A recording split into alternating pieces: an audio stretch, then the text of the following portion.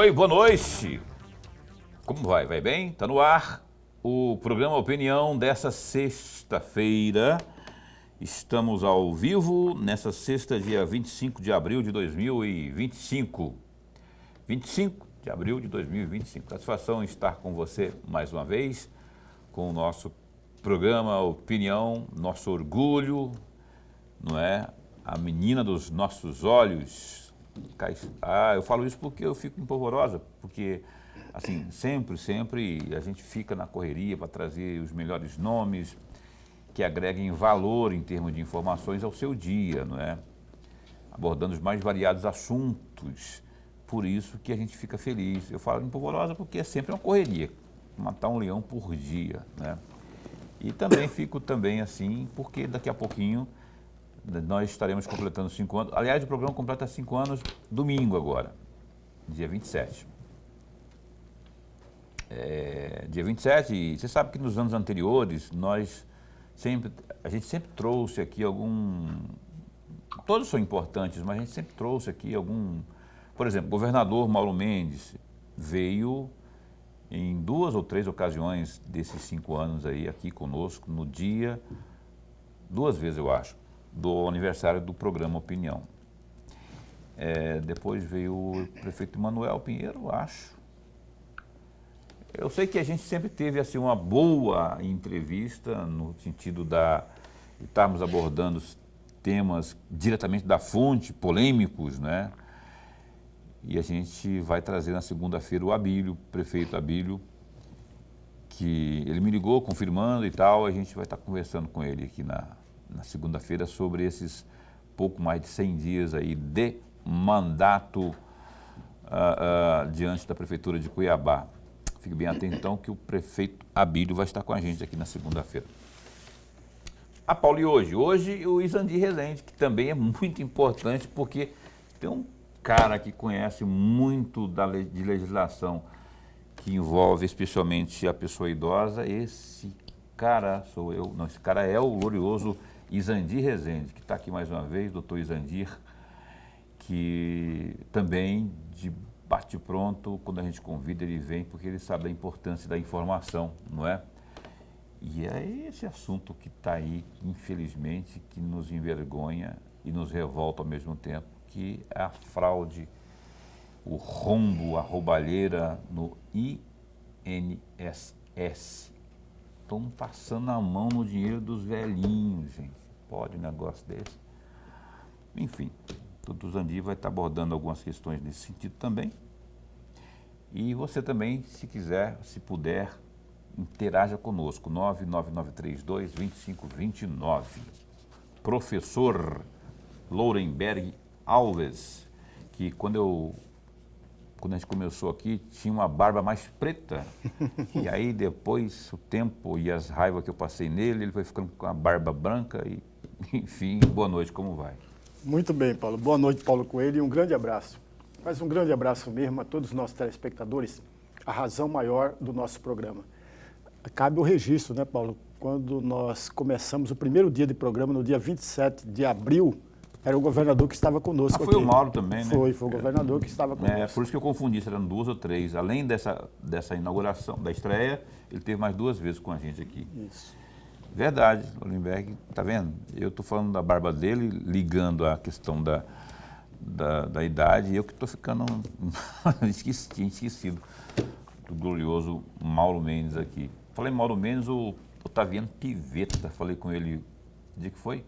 Ontem ele me ligou, acho que foi quase começando o programa e me ligou também. Ele deve estar vindo aqui na semana que vem para bater um papo com a gente no programa Opinião.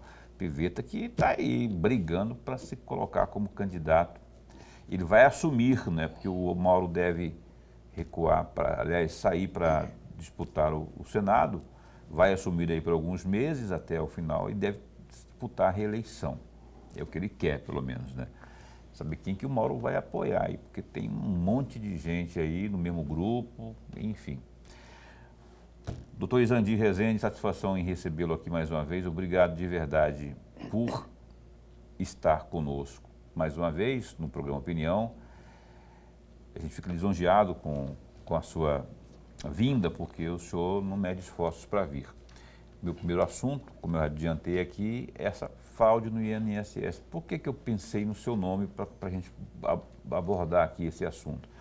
Eu queria que o senhor explicasse como é que funciona o desconto em folha, o desconto dessas pessoas que foram lesadas aí, totalizando 6,3 bilhões até agora, né? Porque há denúncias, indícios de que houve descontos sem a anuência, sem o consentimento da pessoa idosa. E detalhe, muitos idosos estão enfermos, não sabem, não conseguem muito ter discernimento daquilo que estão consentindo, por exemplo, né? Eu queria que o senhor desse uma explanada, misturando um pouco o juridiquês, que o senhor domina muito bem, com a causa em si, né? Já que o senhor também lida lá com a nossa gloriosa associação, que é a CDDIP-MT, não é? Não, na verdade, não é associação, é o Conselho Estadual de Defesa de Direito da Pessoa Idosa. Boa noite. Boa noite, Paulo. Boa noite, professor Lorenberg. Boa noite, vocês que estão nos acompanhando. Prazer imenso estar aqui no Ponto, mais uma vez. É uma notícia triste, né? A gente que está trabalhando, atuando nesse ramo, a gente sabe o que acontece, né? E eu me lembrei agora do nosso saudoso Vivaldo, que foi. Um dia ele me disse: Zandir, tem muitas coisas que a gente sabe, mas tem muitas coisas que a gente não pode falar se você não tiver uma prova concreta. Infelizmente, é um fato que a gente depara com isso no dia a dia. E que veio à tona, né, um rombo aí de 6 bilhões, um desconto indevido na folha do cidadão, do seu benefício. Como que funciona isso hoje? É para que as pessoas tenham até uma noção, porque a gente hoje tem aqui o SINDAP, e o SINDAP é uma instituição, é um sindicato voltado aí à atividade do cidadão idoso. O SINDAP, nós somos filiados à FEDAP, que é a nossa nacional, é a COBAP. A COBAP não está nessa lista, né? A COBAP é a Confederação Brasileira dos Aposentados e Pensionistas. O SINDINAP, que está lá, é ligado à força sindical. Conheço muito bem. Quando eu iniciei esse trabalho, professor Lorenberg, foi através do SINDINAP São Paulo. Então, a gente construiu esse trabalho aqui em Mato Grosso, erguemos, e uma das coisas que depois de uns 2 anos de trabalho me assustou, que eu queria o CNPJ de Mato Grosso. E me disseram que não, eu teria que trabalhar com o CNPJ de São Paulo. Então, a partir daquele momento, você já percebe que o trabalho com que os sindicatos, muitas vezes, né, principalmente da força sindical, e ali eu digo porque eu estava ali dentro, não condiz aquilo que muitas vezes nós queremos ou desejamos, ou somos desejosos à pessoa idosa, né? Porque o objetivo do sindicato, o objetivo de uma associação, o objetivo de uma instituição, quando nós criamos, é você sair da primeira pessoa. É você ir para o nome de uma instituição, porque através dela está na Constituição que você tem o direito e dá o direito de você poder provocar qualquer ação civil pública ou qualquer ação em favor de um cidadão idoso, sem estar pedindo licença, né, digamos assim, nem consentimento. Então, você sai do seu primeiro nome e você faz um trabalho por uma instituição, que é a nossa meta, onde você tem um grupo de pessoas comprometidas para que exerça essa atividade com muita seriedade. Como que funciona isso? Hoje, para você ser um associado a uma instituição, você tem que autorizar. É uma autorização. Então, é algo até muito ultrapassado. Por escrito? Isso tem que ser por escrito? Por escrito. Você tem uma ficha, eu tive uma reunião agora recente aqui com o presidente da COBAP, e no momento lá e na saída eu pedi a palavra, tal, eu tinha um compromisso, tinha que me ausentar, mas eu disse o seguinte: nós estamos no século XXI, as nossas filiações ainda, elas são feitas manualmente. Uma ficha que você pega, ele assina, você põe os dados dele, e nessa ficha ele permite a descontar 1% sobre o benefício dele perante o INSS. 1%. Então, existe uma autorização assinada por ele. Mesmo com essa autorização, muitas das vezes nós temos problema. Principalmente aquele idoso, quando ele quer ou precisa de uma margem para consignado. Então, ele vai, muitas vezes, dizer que aquela assinatura não é dele, que ele não assinou aquele documento, e isso tem vindo uma leva de advogados, principalmente do estado do Paraná, entrando com ações sem tomar nenhuma medida de segurança, digamos assim, de saber o princípio, a origem, por que aquele cidadão hoje está descontando dentro do INSS 1% sobre o benefício dele. Temos conseguido, sim, provar mediante a essas assinaturas. Porque se você assinou, significa que você compareceu e você fez aquilo de livre e espontânea vontade. O que eu falei para o presidente da COBAP foi o seguinte: hoje nós estamos no século XXI, uma inteligência aí medonha que nós temos hoje da informatização, que você pode fazer como você vai lá comprar um celular, tirar sua foto, seus documentos, você chega com um computadorzinho, você faz a sua assinatura, mas está lá registrado a sua foto, o horário que você assinou. Então eu disse para eles, nós precisamos disso, porque essa é uma garantia não só da instituição que tem a boa-fé, mas também a segurança desse cidadão que acredita no trabalho, porque é um trabalho, é uma vice-versa. Eu tenho que fazer um trabalho para merecer a sua confiança, porque aquele valor que nos desconta hoje, para você ter uma noção, 1% de um salário mínimo vai dar mais ou menos R$15. Chega para a gente aqui, no final, 75%, 73%. Então é muito pouco valor para você falar, não, com isso aqui nós temos condições de ganhar muito dinheiro. Não. O valor que você desconta ali é justamente, hoje o nosso valor, ele não dá hoje para pagar as nossas despesas. E eu nunca fiz muita questão. Por quê? Eu tinha sempre um pressentimento que um dia essa bomba ia estourar. Eu tinha esse pressentimento. Por que eu tinha esse pressentimento? Porque a gente vê acontecendo essas coisas. É um esquema muito grande que tem dentro da Previdência Social, que é vergonhosa. É algo assim que é assustador, professor. Eles te oferecem isso. Eles quem?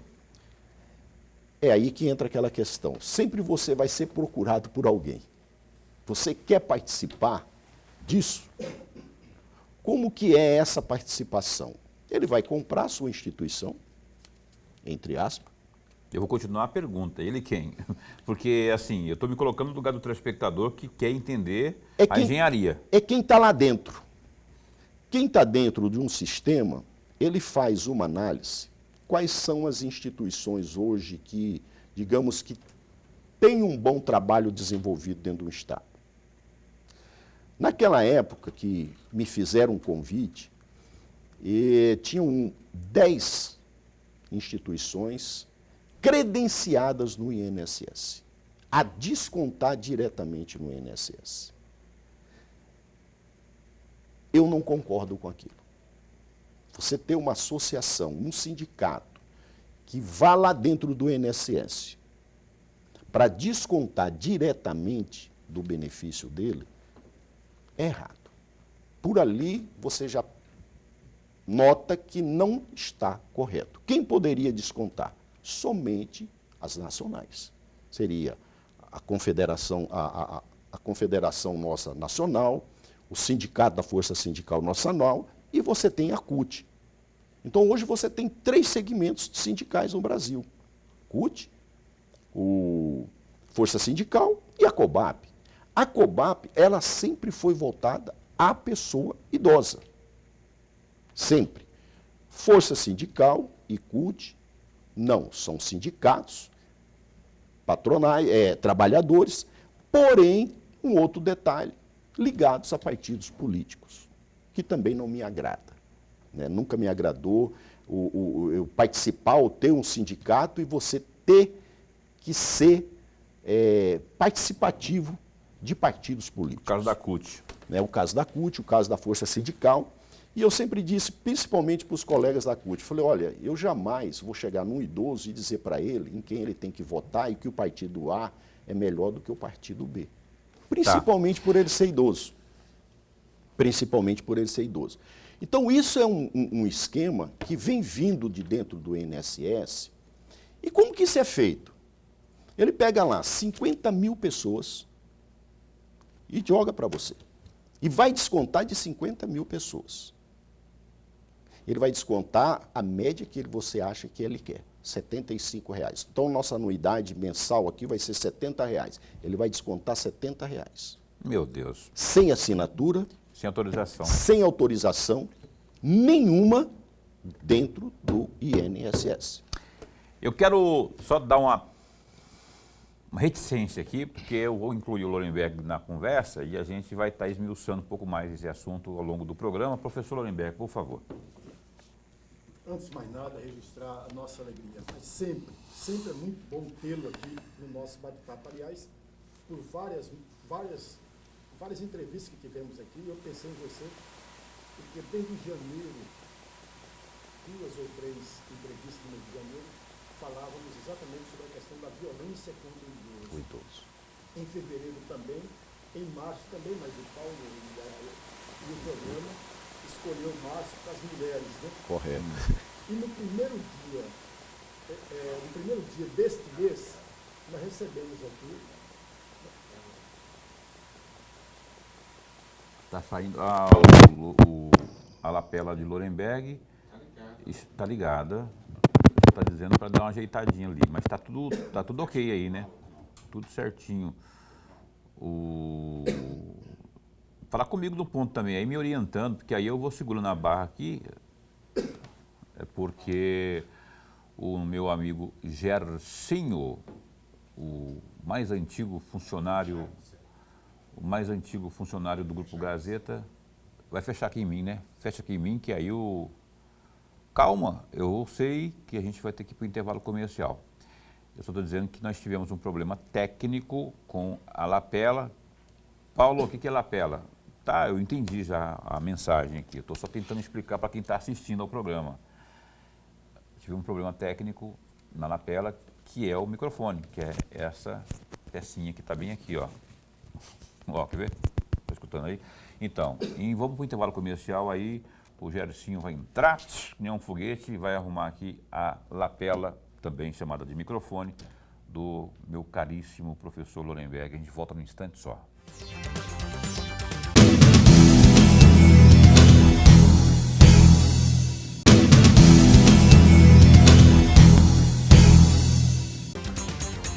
Pois bem, cá estamos de volta aqui. Você está assistindo ao programa Opinião na sua TV Pantanal. O GD, que é o Gazeta Digital, traz alguns destaques. Separamos aqui a Caroline separou aqui que o ministro Gilmar Mendes, do Supremo Tribunal Federal, o STF, suspendeu nesta sexta, dia 25, o julgamento sobre o referendo da decisão do ministro Alexandre de Moraes, que determinou a prisão do ex-presidente Fernando Collor de Mello. O Mendes fez um pedido de destaque do julgamento que ocorre de forma virtual. Dessa forma, a decisão do caso será transferida para a sessão presencial do plenário. A data para a retomada da análise do caso ainda será definida. Apesar do adiamento, a decisão que determinou a prisão do Collor continua válida. Então, antes da suspensão do julgamento, 4 dos 11 ministros do STF votaram para manter a decisão de Moraes. Além do próprio ministro Moraes, os votos foram proferidos por Flávio Dino, Edson Fachin e Luiz Roberto Barroso. Cristiano Zanin está impedido de participar do julgamento por ter atuado como advogado em processos da Operação Lava Jato antes de chegar ao Supremo. Ontem, dia 24, Moraes determinou a prisão do ex-presidente para dar início aí ao cumprimento da condenação de 8 anos e 10 meses de prisão por corrupção passiva e lavagem de dinheiro em um dos processos da Lava Jato. Em 23, Collor foi condenado pelo STF.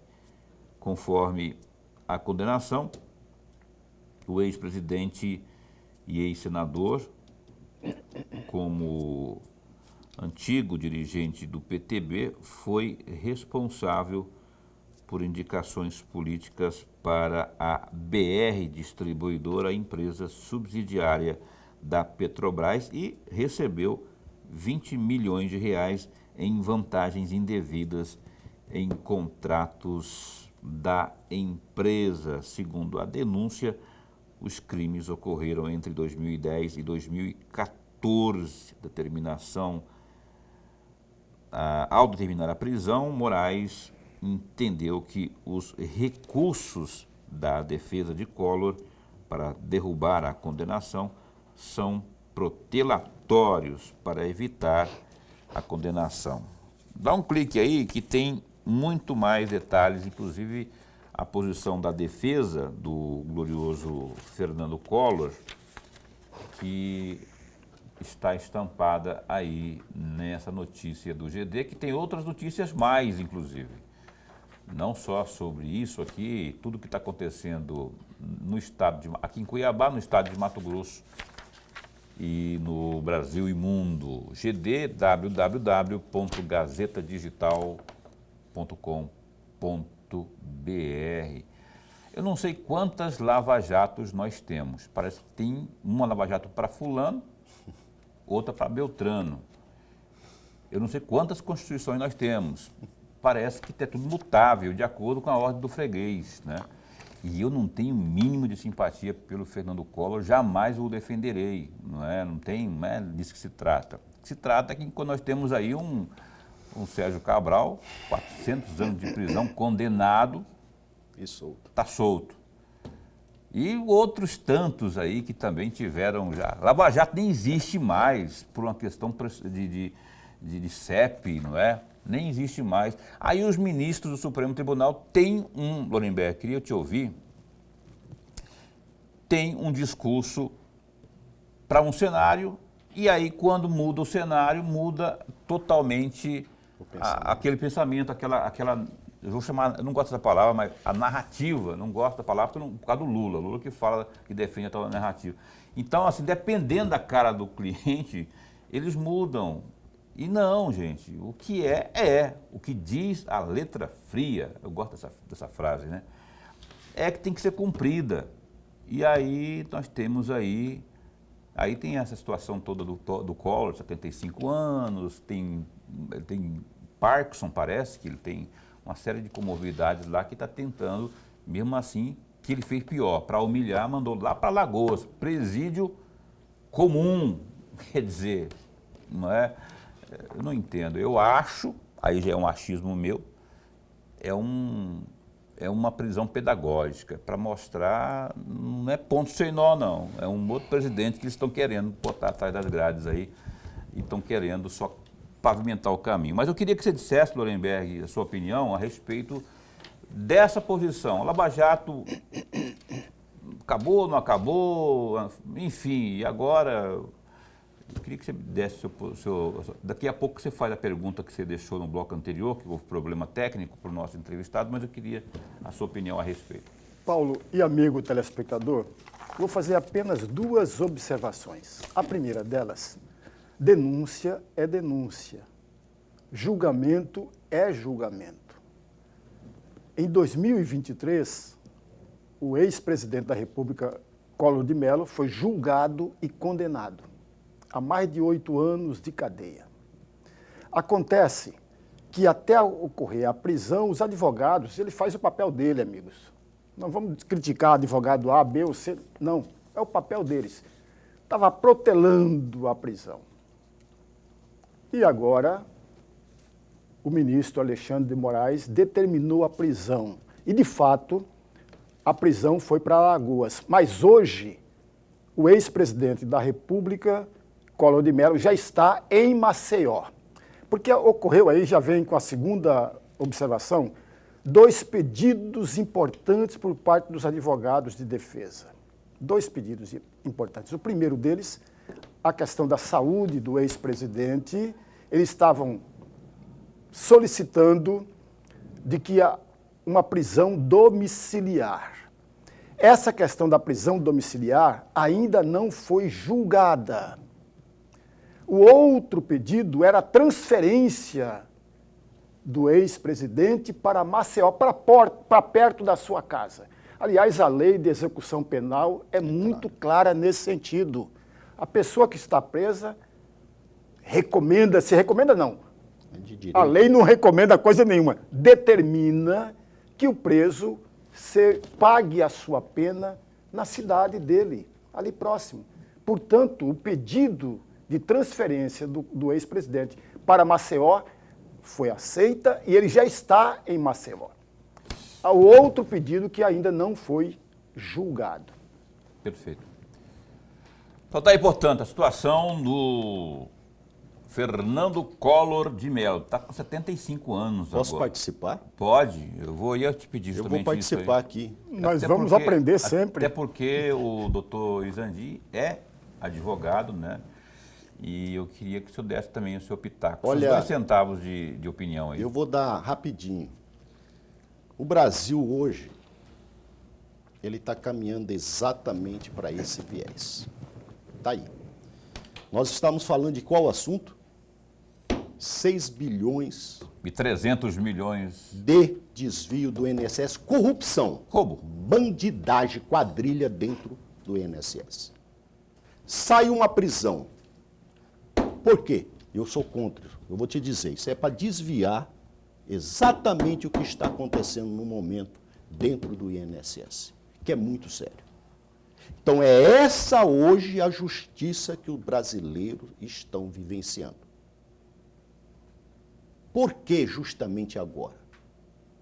E a prova disso, que o nosso assunto era um e ele pulou para o outro. Olha que interessante. Elas se comunicam, né? Os assuntos se Então, comunicam. é algo assim, é desviar o que está acontecendo num governo corrupto, que só dá ladrão, me desculpa falar. Quem rouba é ladrão, né?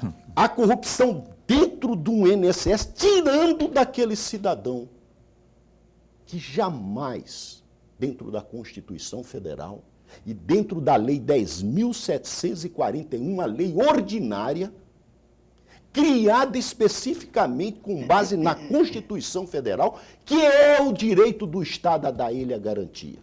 E esse mesmo Estado está roubando dele. Então, essa decisão hoje, de um ministro, que eu não vou citar o nome, é absurda, é desrespeito ao cidadão idoso. E eu, como representante dele, não vou deixar passar batido isso. Isso é desvio de obrigações de quem hoje está à frente de uma gestão desse país. Que todos os dias você liga um rádio ou uma televisão é para ver assuntos de corrupção. E o Brasil está quebrado. Vamos ao nosso assunto, professor Lorenberg. Vamos, Lorenberg, vou explicar aqui para quem está assistindo o programa agora, que ligou agora, o Lorenberg, ele estava fazendo uma pergunta aqui, no bloco anterior, só que deu problema no microfone dele, na lapela dele ali. Aí só quem entende leitura labial que estava entendendo em casa, né? Eu estava escutando aqui, mas o Lorenberg, infelizmente, quem está em casa não escutou. Eu queria que você repetisse a pergunta, por favor. Então, o que eu estava começando a falar é que depois do primeiro dia útil desse mês, que o delegado esteve aqui, aliás, nós falamos, inclusive, no intervalo, em seu nome, Bacana. porque falava exatamente da violência. A minha pretensão, se chegasse 2 dias depois, era sobre a violência do idoso.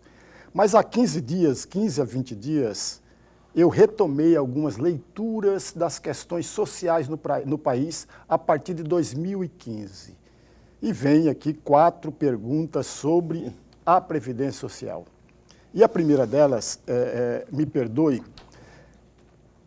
de acordo com o artigo 23 da Emenda Constitucional 103, que diz respeito exatamente à reforma da Previdência no governo Jair Bolsonaro, lá tem destaque o seguinte, esse artigo 23, entre aspas, a pensão por morte previdenciária foi dividida em cotas entre os dependentes, sendo 50% do valor do benefício de aposentadoria que o segurado recebia, mais o acréscimo da cota de 10% referente a cada dependente, limitada a 100%, ou seja, no caso em que a aposentadoria tenha falecido, é deixado somente ao viúvo sem mais nenhum dependente perceberá 60% do valor do provento de aposentadoria. Caso deixar, além do viúvo, outros dependentes, o valor vai sendo acrescido de 10% referente a cada um deles, limitando-se a 100% e até 5 dependentes. E aí vem a minha pergunta, a pergunta é de alguém que é leigo, de alguém que não tem conhecimento a respeito.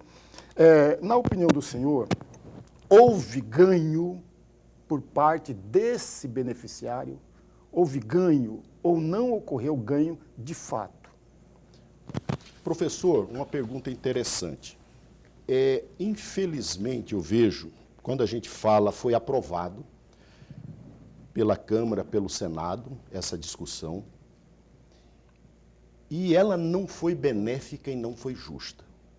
Eu vejo dessa maneira. Eu nunca concordei com os 60%. Né? Como que é dividido isso? É como o senhor colocou, 50% já está fazendo parte. 10% se acresce a cada beneficiado. Faleceu a minha esposa, um exemplo. Isandir é beneficiado, tem 3 filhos de maiores. Quem vai receber? O Isandir. Quanto ele recebe? 60%. Aí eu pergunto ao senhor, é justo? Não é justo. Foi uma reforma que, de uma certa maneira, uma das questões hoje que mais se discutiu naquela época foi exatamente essa questão da pensão por morte. Então, assim, resolveu um problema? Não resolveu esse problema. Por quê? Porque hoje um salário mínimo, se você analisar, você ganhar menos que um salário mínimo. Como que nós vamos viver com menos de um salário mínimo? Então, assim, foi uma reforma dolorosa e vou mais além, professor. Ela vai se tornar muito pior para quem hoje está chegando. Não vamos ter, nessa geração que está vindo, alguém, muito pouquíssimos, que vai aposentar no teto. Ou seja, para mim aposentar no teto hoje, eu tenho que iniciar o meu primeiro trabalho de carteira assinada recebendo acima do teto. Então, quem vai no futuro ter 7 mil, 8 mil reais no teto? Qual era, eu vejo assim, a engrenagem disso tudo? É que eles querem adotar um sistema que essa bendita benefício vai chegar a um ponto que vai ser um salário mínimo para todo mundo, que é uma realidade no futuro. É vantagem? Não é vantagem. É justa? Não é justa. Eu entendo que não é justa. A mesma coisa aconteceu no estado de Mato Grosso. Aqueles que estavam aposentados, que está sendo já rediscutido isso também, que você tem que pagar 14% do seu. Não é justo para aquele cidadão que já está aposentado, você tirar dele. E vai ser rediscutido isso. Está sendo rediscutido. Agora, O que acontece hoje, professor? E quem está nos assistindo? É muito mais fácil hoje, infelizmente, você tirar daquele cidadão que chama idoso. Nós vamos tirar de quem? Lá daquela ponta. E essa realidade é tão real que nós estamos falando de 6 bilhões de reais. É muito dinheiro. Então, o senhor vê que o volume hoje da Previdência Social, de benefícios que pagam e que caem nos municípios do estado de Mato Grosso e no Brasil inteiro, ele é altíssimo. Eu vou ter que... Aliás, eu conversei de ontem, desde quando estourou essa vergonha nacional, mais uma, né?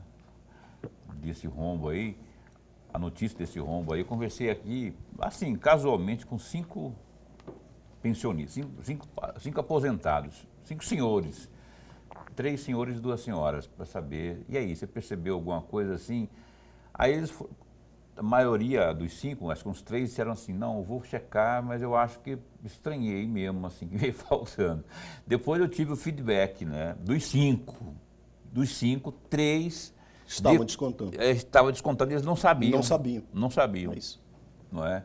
E os 2 outros não que sabiam. Falaram, não sei, não tem por causa da idade, alguma coisa assim. Então, absurdo isso, nego. Eu fico... É algo que não... Não dá. É algo não assim, é revoltante. Não tem É revoltante, palavra. professor, é revoltante. E eles estão fazendo hoje, tanto a gente tem 2 problemas sérios. Tanto lá, como esse desconto, e como também nós temos as instituições financeiras, que é outra que está caindo em cima do cidadão idoso, assustador. Correto? Olha, tivemos que, hora recente, um cidadão... Olha onde que eles estão indo levar cesta básica, saiu agora, recente, essa notícia, para uma senhora, tiraram foto dela, a senhora tem que assinar esse documento, a senhora, na boa fé, assinou, abriram uma conta no nome dela, fizeram um financiamento de 20 mil reais. Absurdo. Então, os caras estão levando a cesta básica para tirar a sua foto, para fazer tudo o que um banco exige e tirar o seu dinheiro, do seu benefício, em nome do seu, de 20 mil reais. Defensoria Pública, cadê? Ministério Público, cadê vocês? O senhor doutor Veloso, eu preciso que esses números de denúncia sejam divulgados cada vez mais para a gente proteger nossos idosos. Os delegados que estão nessa seara do crime cibernético também. A gente abre espaço aqui com o maior prazer para levar informação até a grande massa, que é o público, para que vocês que estão aí, não necessariamente só os idosos, você que tem pai, mãe, tio, algum parente aí que está sendo assediado por esse pessoal, esses urubus aí, esses abutres, que você possa, de posse da informação, saber como fazer. Muita gente age pela ignorância. Eu vou ter que ir para o intervalo comercial e prometo que o Lorenberg, ele falou que tinha 4 perguntas, eu vou ter que abrir o próximo bloco com o Lorenberg, fazer a segunda pergunta. A gente vai correr no próximo bloco para que ele faça a abertura do próximo bloco com a segunda pergunta dele aqui ao nosso glorioso Izandir Rezende. A gente volta num instante só.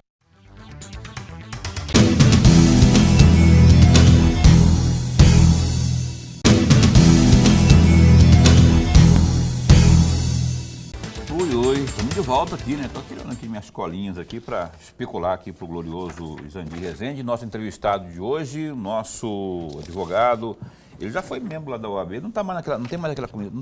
Não, estou lá. Está lá ainda? Estou lá na comissão. Me convidaram, a nossa atual presidente me convidou para assumir lá e vamos fazer um trabalho bacana, vamos fazer bem. Virou fazer um trabalho patrimônio lá e também está no Conselho Estadual de Defesa dos Direitos da Pessoa Idosa, CDDIP-MT.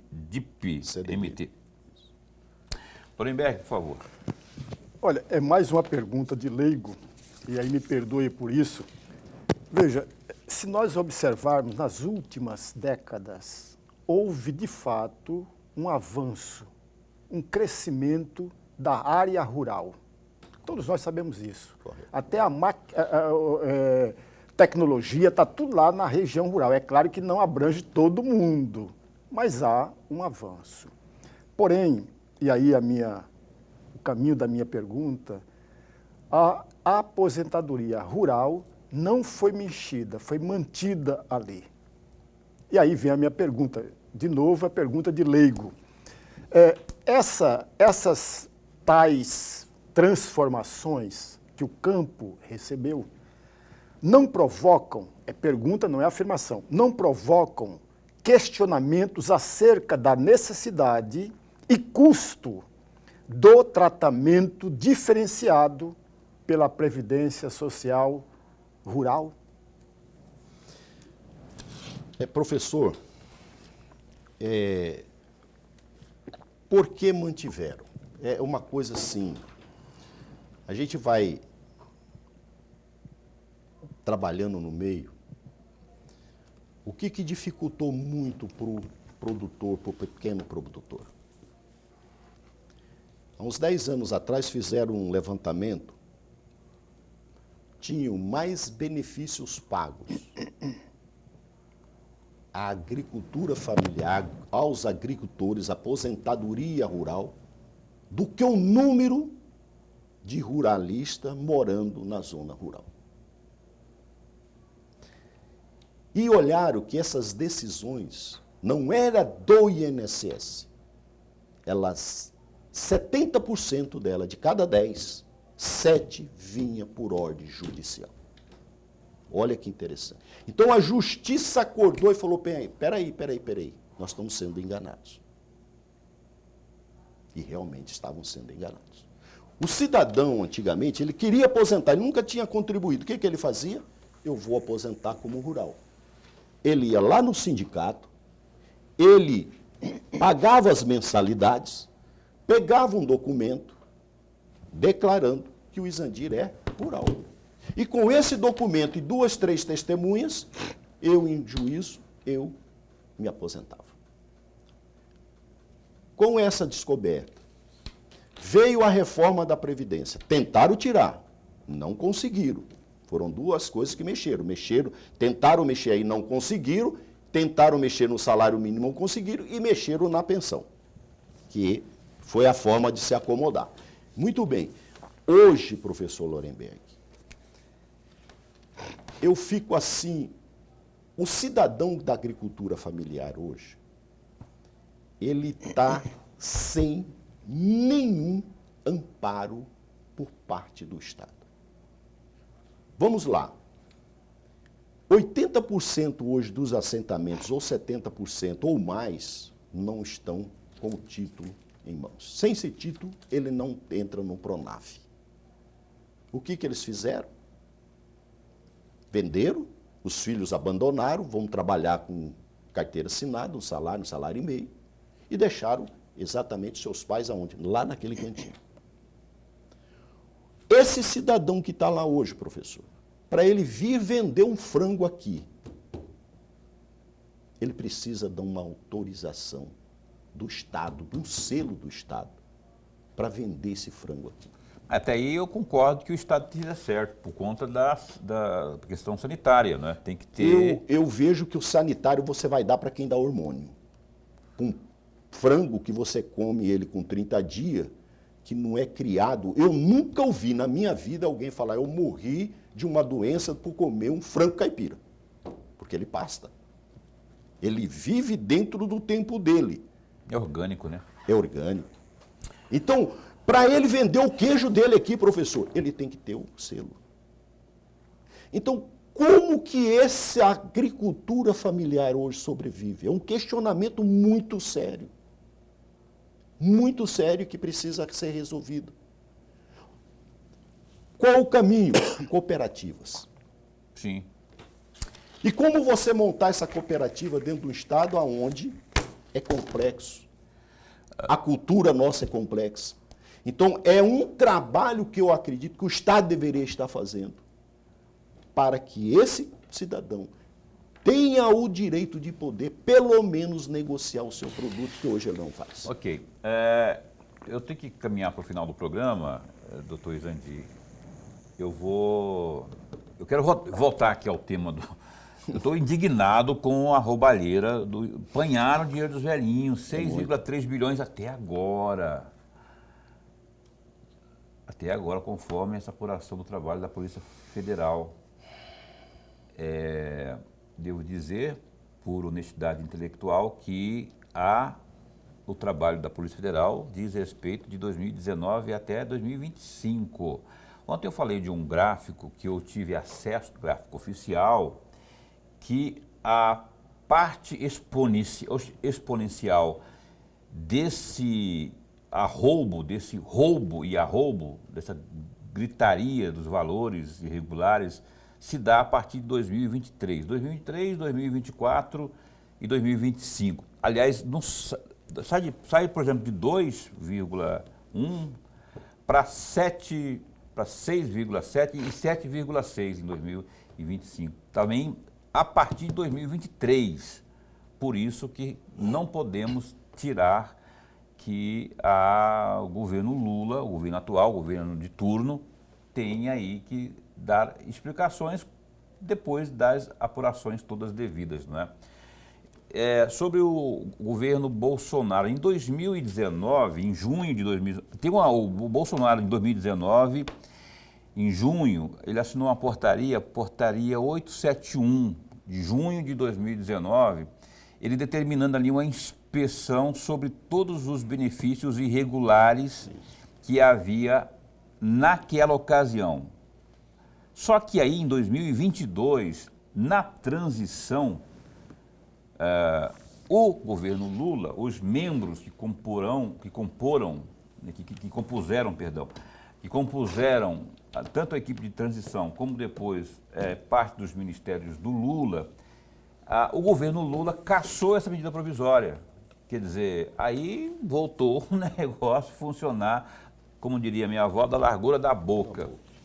Daí esse gráfico, qualquer site decente, honesto que você acessar de informação vai apresentar esse gráfico, como é que funcionava. Aliás, eu estou vendo que tem jornalista aí que não é muito simpático ao governo anterior, sendo honesto, porque não tem como, os números são entendeu? Então, eu gostaria que o senhor dissesse, doutor Izandir, para quem está assistindo, eu citei agora há pouco aqui uma pesquisa que eu fiz, assim, en passant, com 5 pessoas, para que as pessoas que estão assistindo possam verificar. Muita gente está com dúvida, será que eu paguei ou não paguei? Não paguei? Então, como que a pessoa pode identificar isso aí? Olha, eu vou colocar aqui à disposição de vocês, né, porque eu sei que existe aí quem tem a facilidade de entrar no meu Gov, no meu INSS, você pode ir lá e solicitar o seu Lerite, que você tem o acesso. Se você tiver dificuldade, aí eu vou me colocar à disposição via o SINDAP, você pode ir lá, agenda um horário. Se você tiver de viagem, olha, com necessidade, vá lá, que a gente pode puxar esse extrato para você, né? Inclusive, antigamente o INSS fornecia esse extrato, hoje já não está fornecendo mais por uma questão de despesa, né? Porque tinha muito papel envolvido, então aquilo era uma despesa. Mas se você precisar, eu coloco aí o SINDAP à disposição para vocês irem lá. Me fala aí onde que fica o SINDAP. Assim. O SINDAP ele fica ali na 24 de outubro, número 59, correto? Na 24 de outubro, nós estamos próximos do INSS, descendo a Batista das Neves. Descendo ali no Batista das Neves. Você vai deparar uma casa azul, está escrito SINDAP, pode ir lá e que a gente puder fazer por você. Inclusive, se você foi um desses prejudicados, tem o direito de ingressar com uma ação de indenização. Ressarcimento. Tem que fazer isso? Tem que fazer isso. E não vai cobrar nada de você não, né? Não. Lá, isso aí não. Isso aí você pode ir lá, que essa questão, dúvida, orientação, você pode ter certeza que lá é a sua casa. Sendo você ou não sindicalizado. Sendo você ou não associado. Associado, né? Associado, porque sindicalizado... Você falou SINDAP porque é sindicato, né? O associado, hoje que eu falo, associar, hoje, ele faz se ele desejar. Né? Nós estamos lançando aí uma campanha, eu ainda não tive tempo, mas é lançar uma campanha o seguinte, Clube de Vantagem. A nossa anuidade é R$200. Eu parei de fazer isso. Parei. Eu prefiro cobrar uma anuidade de R$200 o ano e eu te devolver via o sindicato, clube de vantagem. Primeiro botijão de gás que você for comprar na Chama Gás, vou fazer lá já a propaganda do Humberto, você vai ter 10% de desconto. Clínicas médicas, hospitais, ou seja, esse é um outro pacote que a gente está vindo justamente para você ganhar. Só não confundir que a questão que ele falou aqui, que você pode, caso seja por esse assunto aí do rombo, da roubalheira, se sentiu lesado, tem dúvida, procure lá. Pode ir lá. E não vai pagar nada. Não, lá, ele vai, pode ir lá que eu vou olhar e verificar para você. Fica ali, ó. Você lembra onde era a Câmara Municipal antigamente? Do outro lado, na esquina, tem o INSS. Você vira ali é Batista das Neves. Isso. Você vira ali, sobe a Júlio Vargas, vira ali no INSS. Vai dar de frente para ele. Exatamente. Você vai ficar bem de frente, do lado tem um estacionamento, se você tiver de carro, pode deixar lá tem no um cafezinho estacionamento, lá, que a gente olha e te atende. Umas moças bonitas para atender. Também. Né? Tem uns rapazes lá que não são muito bonitos, mas são muito simpáticos também. Enfim, Orenberg, a última pergunta, eu falei que você tinha 4, mas eu não pude deixar, não tem tempo para você fazer as 4, mas a terceira tem como. Não, mas eu vou mudar um pouco a pergunta. No intervalo anterior, o senhor falava a respeito da falta de informação à pessoa idosa. Isso. E que é muito grande. Muito. E aí vem a minha pergunta. Como o senhor tem uma experiência muito boa a respeito, o que o Estado, a gente está falando do Estado de uma forma geral, o que o Estado deve fazer para que esse idoso tenha todas as informações possíveis e imagináveis, uma vez que parte desses idosos tem dificuldades com a leitura. Isso. Tem dificuldade, muita dificuldade com a leitura. O que fazer? O que o Estado tem que fazer? Ter um local, ter uma central de atendimento da pessoa idosa. Um centro de atendimento do idoso. Nós não temos, mas vamos ter, professor. Que pode funcionar dentro de uma secretaria municipal. Olha, enfim, qualquer lugar. a gente está conversando, professor, vou aproveitar. Eu tive recente em Manaus, eu fiz um convite agora recente à nossa secretária. A gente está se organizando para ir a Manaus justamente para conhecer. O Estado precisa ter um local que atenda somente o idoso. E quando falo idoso, é saúde, orientações jurídicas. Eu falar hoje que a Defensoria Pública tem que atender isso, eu vou dizer, ela não vai conseguir. A Defensoria conseguiu atingir os 142 municípios agora. Agora. E olha que hoje eles fazem um trabalho magnífico na área de família. E a Defensoria, aqui a doutora Elianete, que inclusive faz parte do conselho, iniciou com o doutor Marcos Veloso, após nós termos ido em São Luís, Maranhão, verificar como que se funciona a rede. Então ela abraçou a ideia, o que ela já começou a trabalhar a Defensoria, junto com o doutor Marcos Veloso, que é exatamente o papel da família para com o cidadão idoso. O Estado ele entra a partir do momento que esse idoso não tem uma família. Eu tenho que dar garantia a esse idoso através de uma LPI, um abrigo, onde eu vou colocá-lo com dignidade. Então, tudo isso de 2022 para cá, nós temos buscado mostrar isso ao Estado e a necessidade exatamente de se ter um local específico para atender o cidadão idoso. Eu acredito que esse vai ser um grande ganho aos nossos idosos, principalmente do Estado, onde mais de 53%, professor, são analfabetos. É, isso aí. O Estado como um todo, não é? E nada impede também que as prefeituras que puderem, não é? Também, já que tem as suas secretarias de assistência social, também lançarem mão dessa assistência específica ao idoso, né? Não tem aí as preocupações de alguns municípios com a mulher, acertadamente, com o idoso também tem que ter, né? Então fica aí, aliás, o Poder Judiciário está briga do PRI agora com ILP. ILPI. ILPI. ILPI. Está tendo um aqui atrás do fórum aqui, do Hospital do Câncer ali, que é uma maravilha que vai ficar aquilo lá. Ali, além desse, mas parece que 7 ou 8 pelo Estado, que é a atenção que o idoso merece. E você que não concorda muito com isso, lembre-se que você também Vai ficar um idoso. vai Se chegar, né? envelhecer. Se tudo der certo, você também vai envelhecer. Então, tomara que você envelheça com dignidade. É isso aí, meu caro doutor Izandir. Manda um abraço lá para o Izan. Eu estou com o coração muito apertado por conta do acontecimento com o filho dele. Mas eu gosto muito, já teve com o irmão, o doutor Izan Rezende, já esteve aqui com a gente, aqui, perdeu o filho recentemente. E a gente que é pai sabe a importância e o que isso significa. Muito obrigado por ter vindo e esse espaço continua a posto para bem informar. A mesma coisa. Estamos juntos, precisar da gente, será sempre uma honra estar aqui com vocês e sempre dizendo o seguinte, nós estamos aqui com as melhores das intenções, que é levar exatamente uma melhor informação e colocar vocês à nossa disposição. Não esqueça, Batista das Neves, sobe a Getúlio